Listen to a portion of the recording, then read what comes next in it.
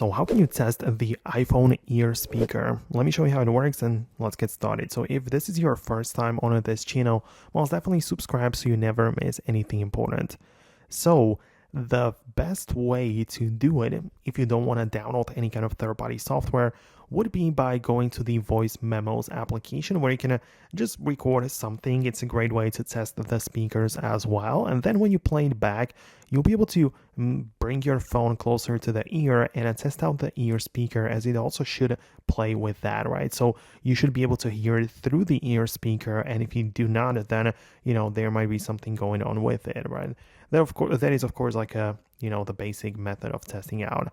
Other than that, you have a dedicated applications which are designed for testing your speakers of the device. So plenty of them are available on the App Store, but you can download some of the different ones, and they are going to have like the frequency, so you can just start the stereo test. You have decibel meter and all of the things which you can utilize to just test out the speaker. So these apps are designed to play audio through different speakers, stereo testing, and all of the things which I mentioned. So you can see that there are some apps on the App Store which can generally get the job done. So as you can see, more of them are available for that purpose. So perhaps experiment with it, but you should be able to test it out.